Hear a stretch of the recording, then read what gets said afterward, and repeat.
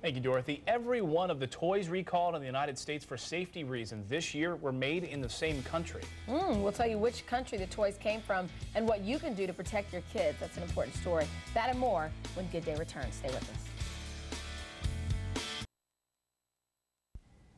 Welcome back. Well, every one of the 24 kinds of toys recalled for safety reasons in the United States so far this year have been manufactured in one country. That country, China. Joining us now to talk about what can be done about all this is attorney Tom Klein. Thanks for coming in and joining us this morning, Tom. Good morning, Clayton. How are you? I'm good. I wonder what parents are thinking to themselves as they look at these toys. What sort of recourse do parents have as they're looking at these recalled toys when they're not manufactured here in the United States? Clayton, this is a really difficult problem for parents. The most recent recall, which caused all the attention, is 1.5 million toys, which are the Thomas & Friends toys. Very popular, and I might add, very pricey toys. Right. Everyone thought that the real problem was with the budget toys. You go to a budget store, you go to a dollar store, and you have a no-name, no-product ID, but stamped made in China, and it's a problem.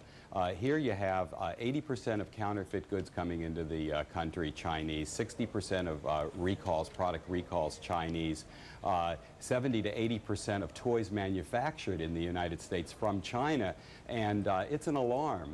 The alarm was really rang last week in a number of major news articles, and it's becoming a focus of major attention around the country. It's a real problem. How do you prevent, you can look at a product, for example, and say, geez, this is a choking hazard. I'm not going to buy this for my child, but how in the world would you know that a pricey $70 toy train was painted with lead paint by a factory worker making $150 a month, given a gun to spray paint on that's filled with lead? Right, it's a real problem. Yeah, and as we're looking at some pictures here on our screen, these are some of the recalled items which have been sent back. These are all made in China on our screen here as we're talking. And yeah, that's a problem because I can remember growing up, I mean, looking at, G.I. Joe toys and other things as I was growing up, and most of them were made in China. But what has changed? Why have these laws gotten so lax, or were they always lax, and now we're just seeing more influx from China? Well, actually, there's more influx from China.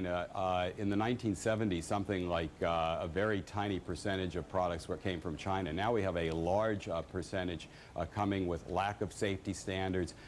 The Chinese government themselves say 20% of their products, they admit 20% of their products are some kind of safety hazard.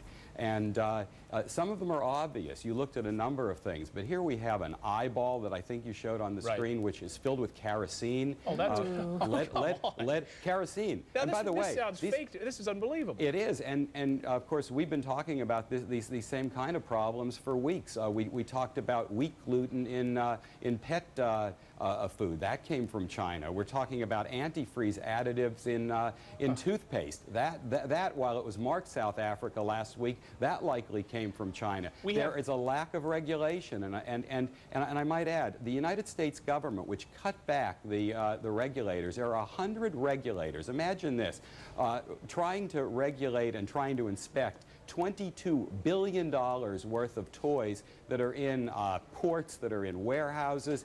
And we think, of course, that a toy was tested before it went to the market.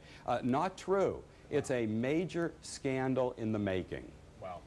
Well, we can visit our website as well. Hopefully, we can try to get some of those pictures up there as well, and we'll try to update our viewers. That would be terrific. All right. Thank you. Attorney Tom Klein, as always, for shedding some light on this subject. Nice to be here, Clayton.